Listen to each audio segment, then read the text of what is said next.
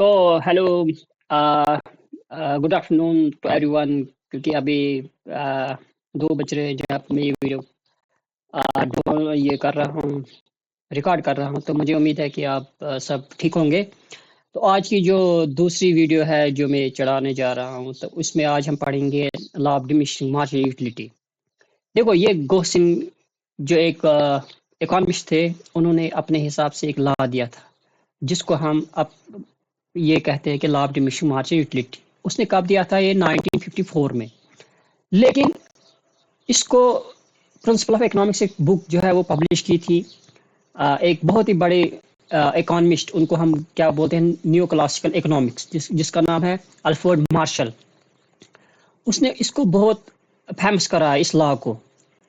तो फिर उसने अपने हिसाब से भी डेफिनेशन दिया इस law of diminishing marginal utility जो है, उसने अपने हिसाब से भी इसको दिया था डेफिनेशन। और जो कुछ कंट्रीब्यूट किया था गोस्सन ने इस लॉ में, तो वो सब कुछ उसको अच्छी तरह उसने पॉपुलराइज किया इन 80 90s में। तो अब हम इसको अच्छी तरह पढ़ने जा रहे हैं। तो थोड़ा थोड़ा मैं बेसिक आपको बोल दूं कि इसमें हमें पढ़ना क्या है, ये लॉ बेसिकली क्या है। क्योंकि जो मैं आपसे कोई डिस्कस कर रहा हूँ तो इससे ज़्यादा समझ आता है। लेकिन जो मैं आपको स्लाइड्स पढ़ाऊंगा तो उससे आप समझ सकते हो।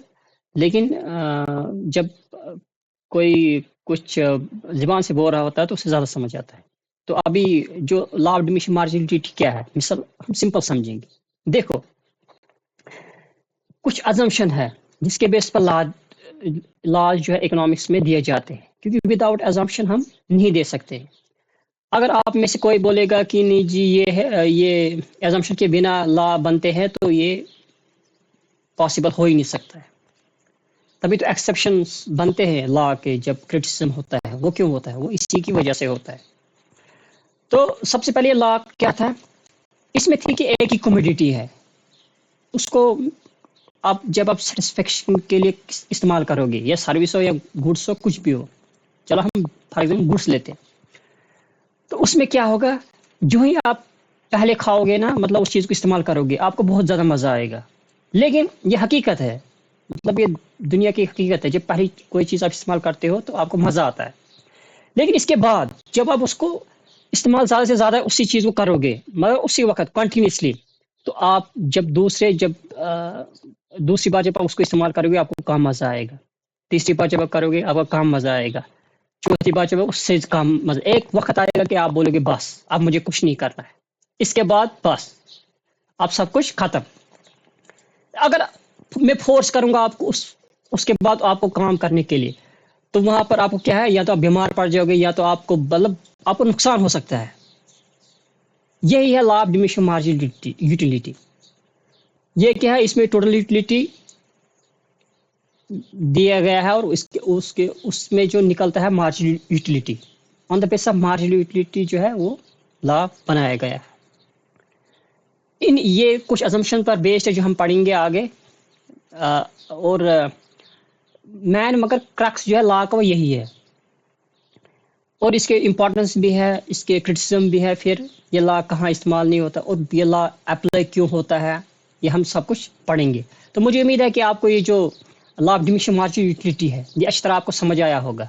क्योंकि मैं इसको इसे बहुत मेहनत लगती है। तो मुझे उम्मीद है कि आप इस वीडियो को अच्छी तरह पढ़ोगे। अगर आपको अच्छा लगता है ये वीडियो मेरा बनाना, तो आप मुझे सजेशन दे सकते हो कि मुझे और क्या करना है इसकी इम्प्रूवमेंट के लिए। तो चलो हम चलते हैं आप ये स्लाइड्स पर, जहाँ पर मैं आपको समझाऊंगा ये लॉ क्या है। तो अगर आप किसी भी बड़े एग्जाम के लिए तैयारी करते हो तो आप भी इसके साथ चल सकते हो। तो अब हम चलेंगे, अब हम ये चलेंगे स्लाइड्स पर। तो अभी हम स्लाइड्स पर पहुंचे हैं। देखो, ये है law of diminishing marginal utility.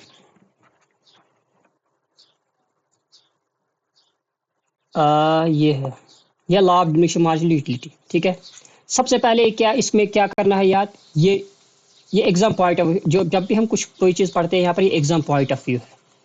मतलब एग्जाम पॉइंट ऑफ व्यू मतलब कि जो बड़े बड़े एग्जाम है उन्हीं के लिए है। मतलब खास उन्हीं के लिए, अगर कोई मतलब मास्टर्स कर रहा है या और कुछ, उनके लिए भी है, लेकिन खास कर ये जो है नेट का एक तैयारी कर रहा है या आईएएस की तैयारी कर रहा है, या सेट की तैयारी कर रहा है या कोई ऑप्शनल एग्ज़ाम की तैयारी कर रहा है, तो उनके लिए भी है। मगर इम्पॉर्टेंट ये उन्हीं लोगों के लिए ज़्यादा, क्योंकि इसमें बहुत मेहनत की है और इसमें बेसिक जो मिनिस्कल चीज़ें हैं वो डाली गई है। आप खुद देखोगे, आप थोड़ा पेशेंस रखो, आप देखो आगे जा जाते मैंने क्या क्या इसमें रखा है। इसे 2-3 बुक से बनाकर ये नोट्स बनते हैं। सबसे पहले जो है वो किसने दिया था? गोसिन ने। देखो ये लॉ, ये गोसिन का फर्स्ट लॉ है, दिस कॉल्ड गोसिन्स फर्स्ट लॉ, ये याद रखना, फर्स्ट लॉ है। सेकंड लॉ अभी हम पढ़ने जा रहे हैं इसे, इसकी इस वीडियो के बाद। कब दिया था? 1854 में। कब दिया था? 1854 में। और किस में दिया था? वो आर्टिकल उसने एक लिखा था, उसमें लॉज ऑफ ह्यूमन डिसोल्यूशन, मतलब ये इसमें दिया था, उसने लिखा था। ये पॉपुलराइज किसने किया है? अल्फ्रेड मार्शल ने। देखते जाओ, अल्फ्रेड मार्शल ने। ये बहुत इंपॉर्टेंट है इस बुक में, प्रिंसिपल ऑफ इकोनॉमिक्स में। ये प्रिंसिपल एक बहुत ही फेमस बुक है, लिखी अल्फ्रेड मार्शल ने, वो हमेशा एग्जाम में आती है 1890s में, ये याद रखना। ठीक।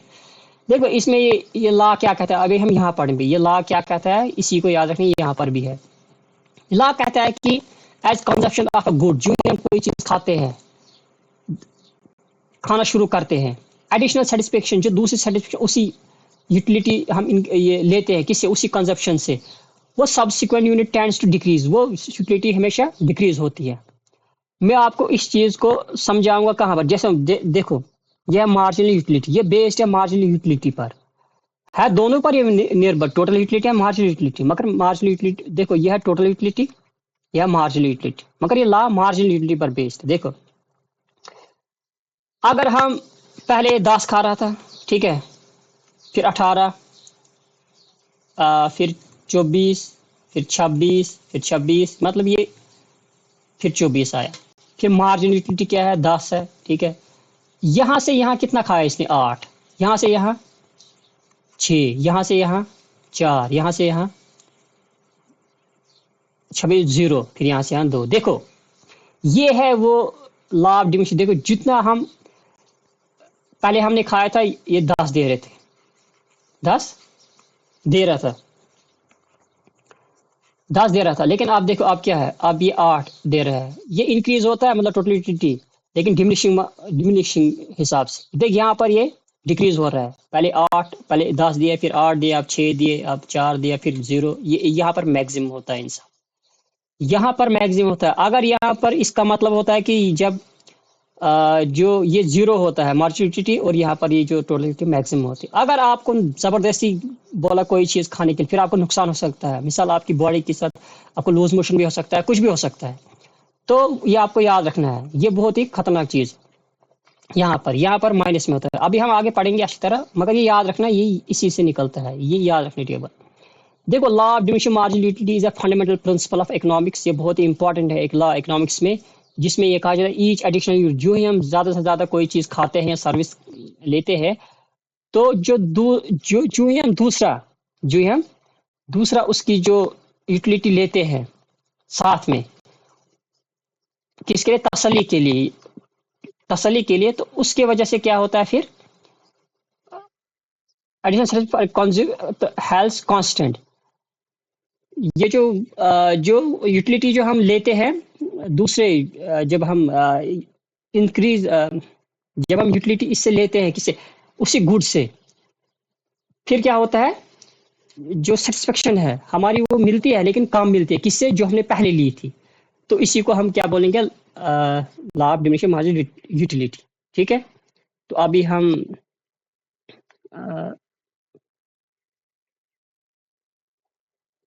देखो यह है डेफिनेशन। ठीक,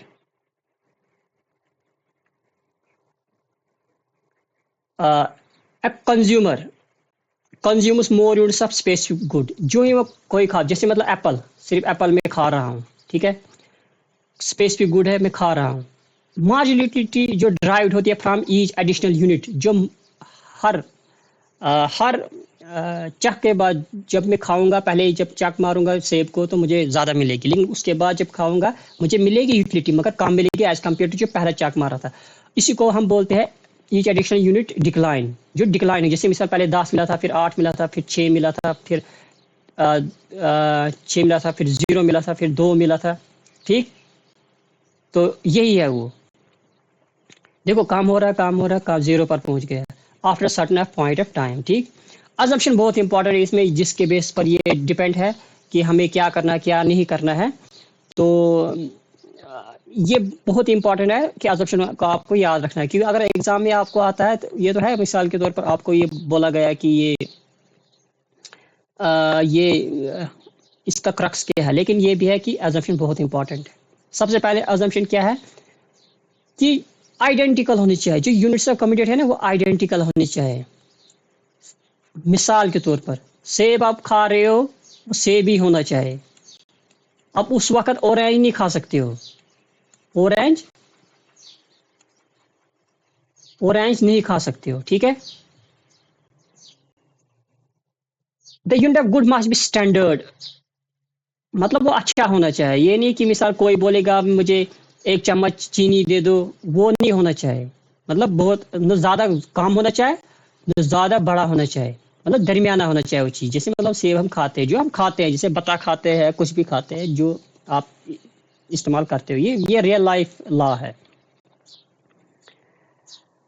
there should be no change in taste. देखो ये यार, ये टेस्ट जो है ये फिक्स होना चाहिए, ये बहुत इंपॉर्टेंट, ये कभी चेंज नहीं होना चाहिए। जब ये हम बातें कर रहे हैं ना, ये चेंज नहीं होना चाहिए। अगर ये चेंज हो गया, ये लॉ एग्जिस्ट नहीं करता है। और यूटिलिटी मेजरल होना चाहिए। देखो मैंने आपको पहले दिया था कि मैंने आपको पहले दिया था कि जो ये जो है ये डिपेंड करता है कार्डिनल यूटिलिटी पर, कार्डिनल यूटिलिटी पर करता है ये निर्भर, ठीक है? और कार्डिनल यूटिलिटी किस पर निर्भर करती है? यूटिल्स पर, यूटिल्स पर। यूटिल्स क्या है? 10, 5, 6, जिस पर हम मेजर कर सकते हैं, ठीक? ये कुछ लॉ है जो कार्डिनल यूटिलिटी पर मेजर करता है। लेकिन जब आप इंडिफरेंस कर अप्रोच इस यूटिलिटी में लगाएंगे, तो उस वक्त ऑर्डिनल यूटिलिटी आएगी, मतलब हम मेजर नहीं करेंगे, हम रैग करेंगे। तो वहां पर हम ये पढ़ सकते हैं। लेकिन अभी है हमें बहुत सारे, इसमें 2-3 लॉ है जो हमें पढ़ना on the base of cardinal utility, जिसमें क्या करना हमें हमें तो ये जो कार्डिनल यूटिलिटीज में इसको मेजर करना है, मतलब हमें मेजर कर सकते हैं, तभी जाकर ये लॉ क्या होगा? एग्जिस्ट होगा। Otherwise this impossible to have an such law in real life. Concept is rational. Rational बहुत ही, मतलब आप मुझे एक बात बताओ, क्या आप पागल इंसान को बोलोगे कि ये बत्ता खाओ या सेब खाओ, वो उठेगा, वो आपको थप्पड़ मारेगा। इसलिए एक मतलब ऐसा इंसान जो नॉर्मल, मतलब ठीक ठाक इंसान है, जो सोच सके मतलब अच्छा क्या बुरा क्या है, उसके लिए कंजप्शन डिसीजन है, उसके लिए कंजप्शन डिसीजन है। ये आम, ये पागल वाले के लिए नहीं है। मतलब इंसान का होना बहुत इंपॉर्टेंट है, रेशनल होना चाहिए। इसके बाद है देयर मस्ट बी कंटिन्यूटी। हाँ, मतलब जैसे मैं अभी बता खा रहा हूँ, तो मुझे अभी बता जितना खाना है वो तभी अभी खाना है, मतलब 2 किलो खाना, 3 किलो खाना, अभी खाना है। ये नहीं कि मिसाल मैं सेब अभी एक खाऊंगा, 10 मिनट के बाद 1 घंटा जाऊंगा बाजार, फिर मुड़ के आऊंगा, फिर दूसरा सेब खाऊंगा, फिर ये law exist. No no no, not at all. Question here is that continuity is very very important। मिसाल आपने अभी सेब खाया, जब अभी आप एक सेब खाए, 2 खाए, 3 खाए, 4 खाए, अभी खाना है, उसी के बेस पर तभी तो हमें पता चलेगा कि अभी जब पहला सेब आपने खाया आपको ज़्यादा मज़ा आया, फिर कम सेब खाया, फिर उससे कम मज़ा आया, फिर उससे जब और ज़्यादा सेब खाया उससे ज़्यादा कम मज़ा आया, ठीक? इसको बोलते हैं कंटिन्यूटी। बहुत इंपॉर्टेंट है, ये बहुत ज़्यादा इंपॉर्टेंट है। There should be no change in the price of, ये याद रखना चाहिए। देखो अगर टी है ना, टी आपको टी पीनी है, ये कॉफ़ी है, ये सब्स्टिट्यूट है टू ईच अदर, ठीक है? ये सबको पता है। आप मुझे बताओ, अगर आपको आप ये लॉ एग्जिस्ट कराना है, आपको क्या करना है? ये टी जो है एक टाइम में आपको पीनी है अच्छी तरह, ये टी जो है आपको अच्छी तरह पीनी है, और इसी मतलब एक जब भी पीनी है उसी वक्त पीनी है।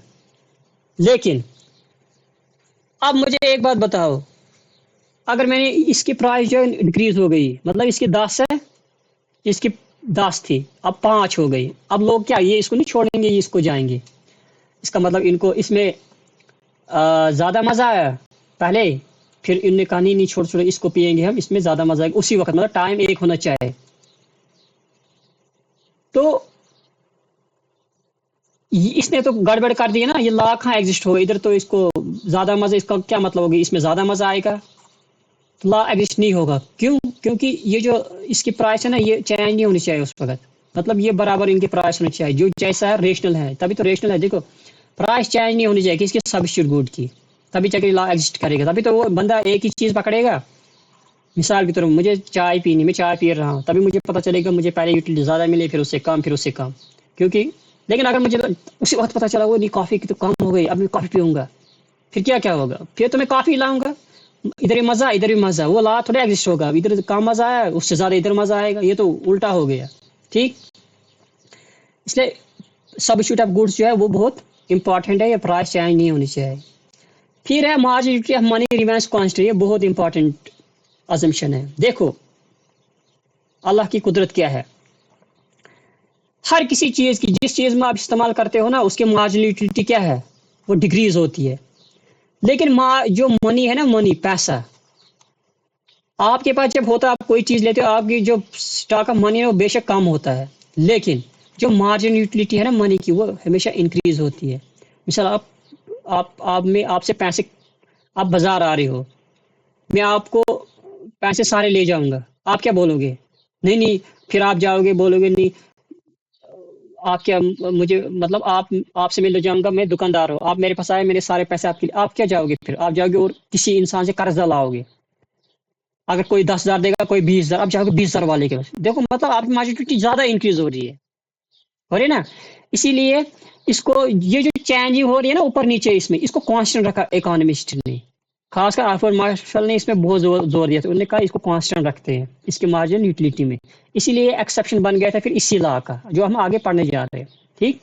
और जो यूटिलिटीज है ना वो इंडिपेंडेंट होनी चाहिए, बहुत इंपॉर्टेंट। जो अजम्पशन पढ़ा रहा ना यहाँ पर, those are assumptions which I have written here in this PDF, so you can use in diverse uh, exams, and you can't find these all kind of assumption in one book. I have brought these all kind of uh, different uh, assumptions from various sources, so which I present in front of you.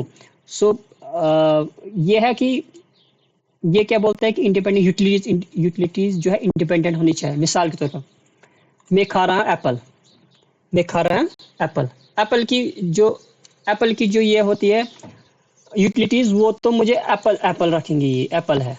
ठीक। ये है orange, Apple की utilities अगर मुझे 10 दे रही है, इसका मतलब थोड़ी ऑरेंज में 10, मुझे ऑरेंज 20 भी दे सकता है, 8 भी दे सकता है। मतलब ये इंडिपेंडेंट है, ये एक दूसरे के इंडिपेंडेंट है। और गुड्स ऑर्डिनरी होना चाहिए। देखो ये ऑर्डिनरी मतलब नॉर्मल गुड होना चाहिए जो हर कोई इंसान खाता है। और शॉर्ट रन, ये शॉर्ट रन में होना चाहिए। ये लॉ एग्जिस्ट करता है शॉर्ट रन में। ये नहीं करता है कि मिसाल 20 साल एक चीज खाओ 20 साल, वो नहीं है इधर, यहाँ पर मैटर वो नहीं करता है। यहाँ पर मैटर करता है कि आपको क्या करना है। ये शॉर्ट रन में होना चाहिए किसी खास स्पेसिफिक टाइम में। मुझे सेब खाना है, वो अभी खाना है 1-2 मिनट के, आप पूरे दिन में सेब खाता रहूंगा। ठीक। इसी चीज को मैंने यहाँ पर ये डायग्राम बनाई है। देखो पहले है टेबल, ये है मैंने पहले सिखाया था आपको टोटल यूटिलिटी, मार्जिनल यूटिलिटी। अगर आपने नहीं पढ़ा है तो पिछली वाली वीडियो जरूर देखें, क्योंकि आप ये इंसान मत बना सकता है इतना, क्योंकि इससे क्या होता है कि बाद में जो है वीडियो लंबी हो जाती है। जैसे ये टेबल है, जैसे पहले देखो ये टोटल यूटिलिटी 12 है, 22 है, 30 है, 36 है, 40 है। ठीक है। तो 41 हो गई, 39 हो गया, 34 हो गया। ठीक। देखो यहाँ पर जो मार्जिनलिटी है ना वो डिक्रीज होती है, 12 फिर 10 फिर 8 6 4 1 -2। ठीक है ना।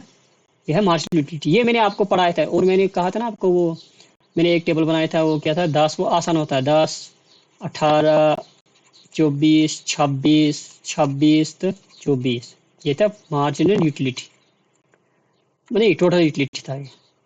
मार्जिनल यूटिलिटी क्या है? 10 8 6 4 2 6 2 फिर है 0, फिर है 2 और। ठीक। ये है -2, मगर -2 यही है वो मिसाल। देखो ये कैसे बनेगा, ये लॉ ऐसे बनता है। यहाँ पर मार्जिनल यूटिलिटी हम दिखाएंगे, यहाँ पर क्या देंगे, कमोडिटी जो एक्स है हम खाते हैं, ये कमोडिटी एक्स जो हम खाएंगे। पहले 10 थी, ठीक है, 8, 6, 2, 0, -2, ठीक है, -2, 0,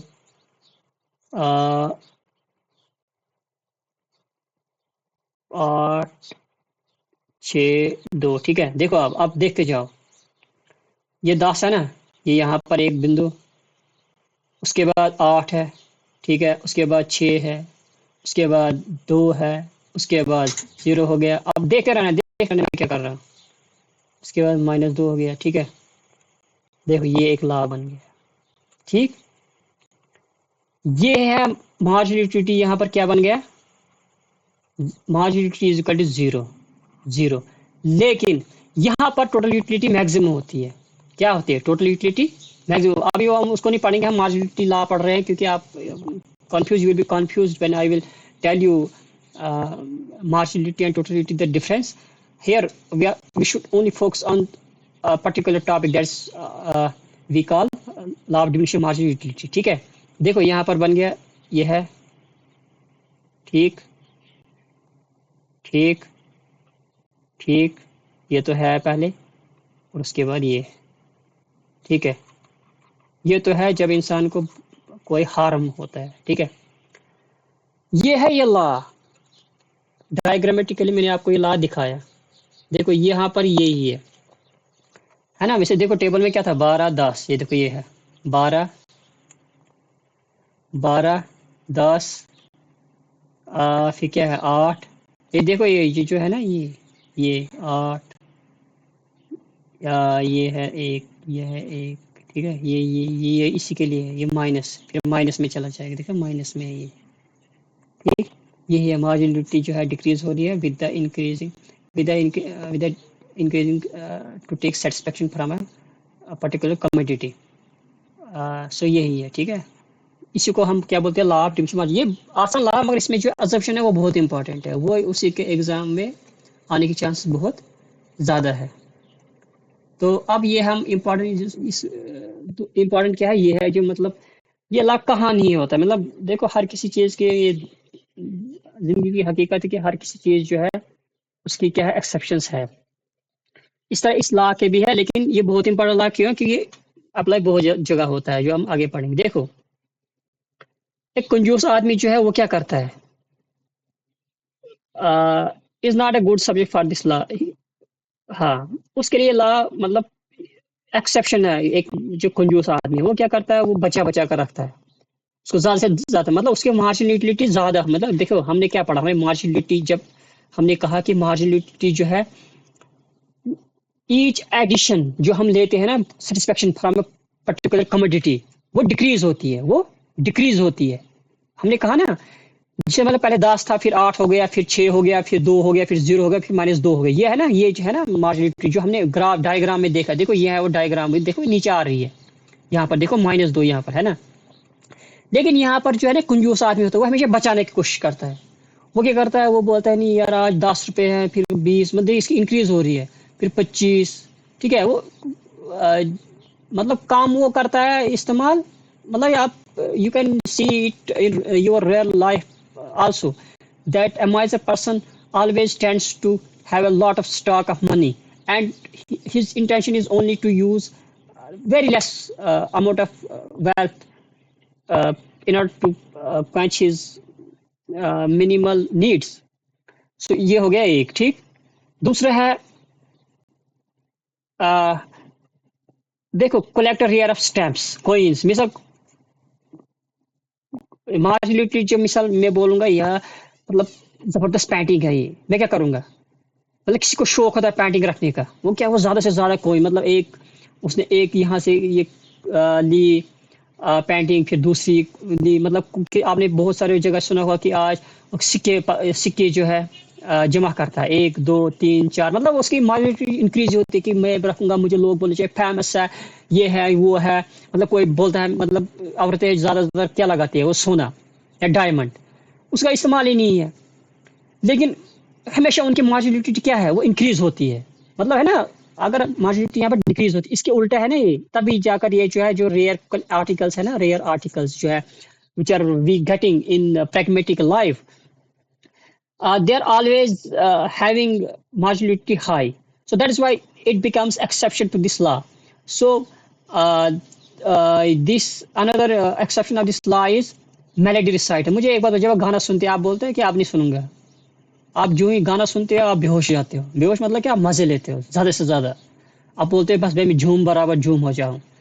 तो इसी की वजह है मार्जिनलिटी यहाँ पर जो है वो इंक्रीज होती है, मार्जिनलिटी यहाँ पर इंक्रीज हो रही है, ठीक है। तो ये मतलब यहाँ एक्सेप्शन किसका बन गया, ये मार्जिनल डिमिनिशिंग मार्जिनलिटी की। देखो यहाँ पर ये है, फिर है इनिशियल यूनिट्स, ठीक है। इनिशियल यूनिट्स क्या है, देखो इनिशियल यूनिट्स क्यों है इसका एक्सेप्शन, मिसाल कोई भी चीज जब पहले आप इस्तेमाल करते हो ना, जिसमें से मैंने पहला चाक मारा, मुझे क्या है, मुझे 10 मजा, मतलब 10 न्यूटन मजा आ गए। अब जो है मैं दूसरा ले रहा हूँ, मतलब मुझे 8 तो आ गया, लेकिन वो मार्जिनलिटी 8 आ गया, लेकिन टोटलिटी में 18 हो गया, मतलब इंक्रीज हुआ ये, मतलब at a large amount totality ज्यादा इंक्रीज हुई, मार्जिनलिटी हुई मगर थोड़ा कम। देखो ये डिफरेंस बहुत कम है, मतलब ये भी एक्सेप्शन बन जाता है जब कोई चीज पहली बार इस्तेमाल करते हो ना, आपको ज्यादा मिलती है। क्या ये जो है, क्या ये मार्जिनल यूटिलिटी, ठीक।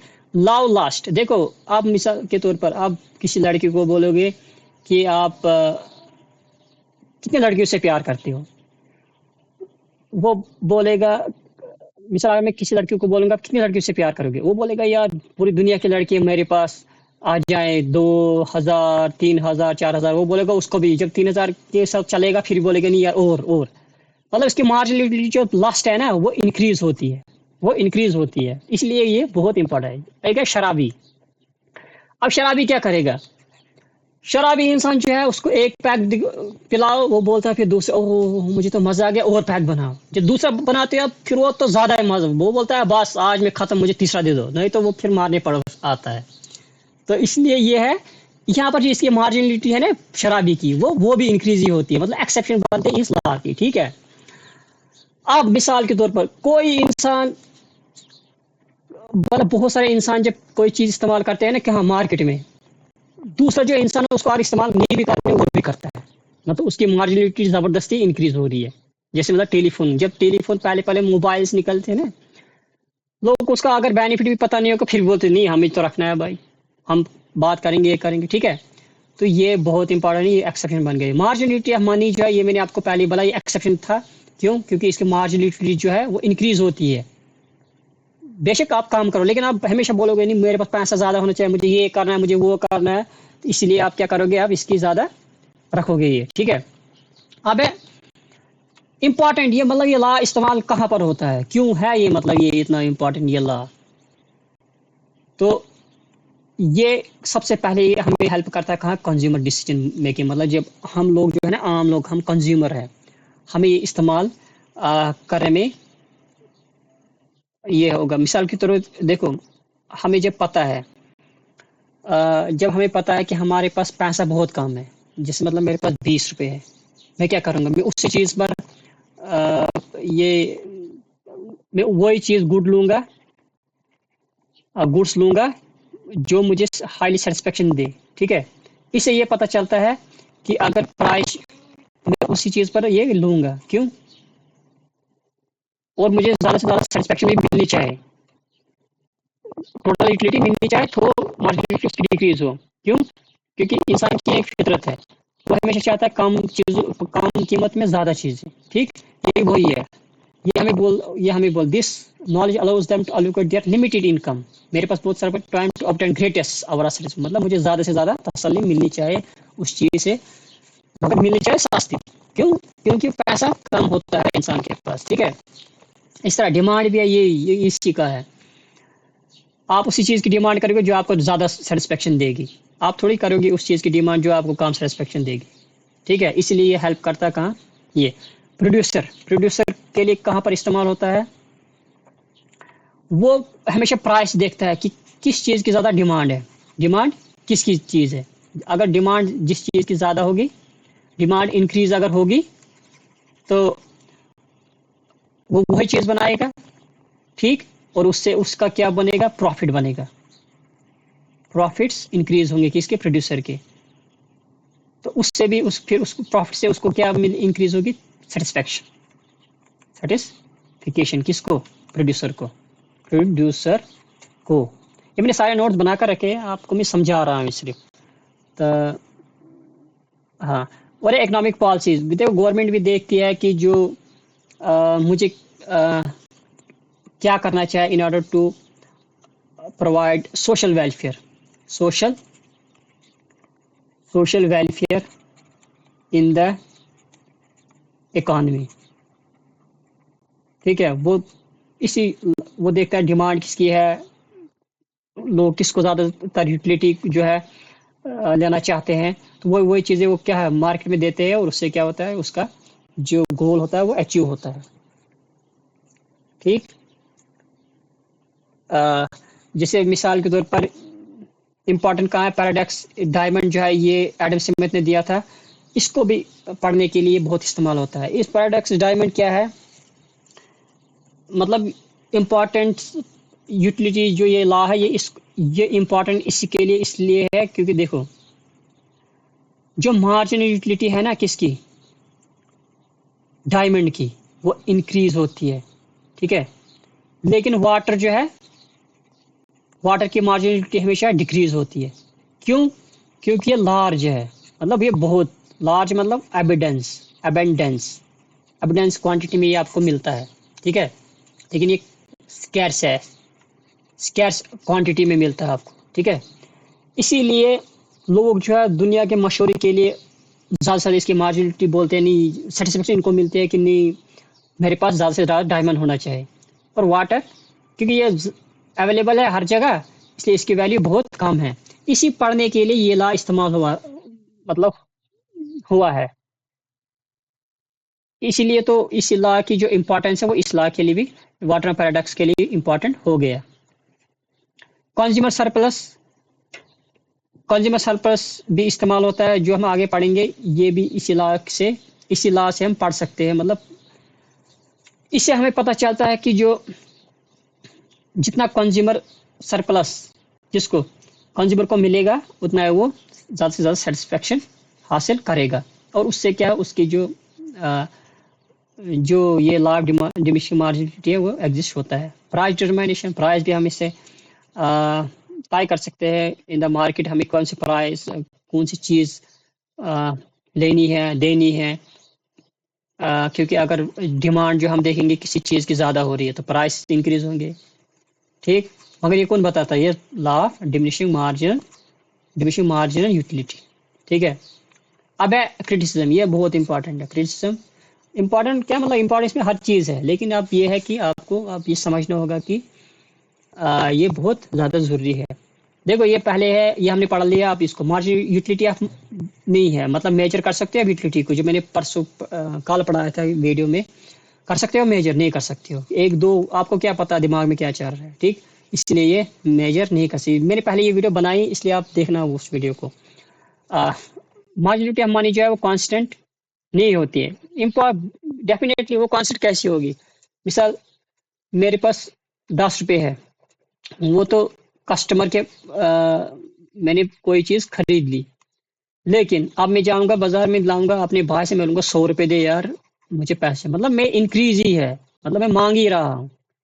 मैं थोड़ी बोलूंगा अब मेरी बस हो गई, प्यास खत्म पैसे के, अब मुझे प्यास पानी, ना ना ना। आप खुद देखो, मतलब मार्केट में जो किसी के, मतलब ऑफिस में भी जाओ, कहीं पर भी जाओ, वहाँ रिश्वत क्यों लेते हैं। रिश्वत जो है करप्शन, इसकी एक मिसाल है।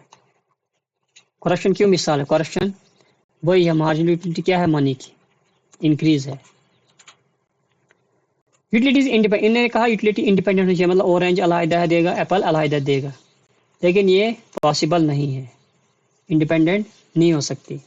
अनरियलिस्टिक अजम्पशन, फैशन चेंज, मिसाल के तौर पर इन्होंने मिसाल अजम्पशन दिया है कि जो यहाँ पर जो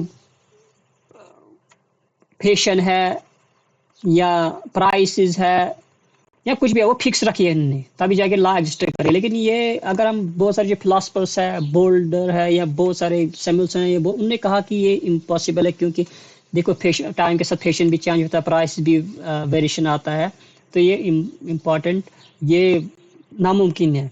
किसके लिए नामुमकिन है? अ, इस लॉ के लिए कि ये उन्हें स्टैटिक रखा है, that's why these become this assumption become unrealistic.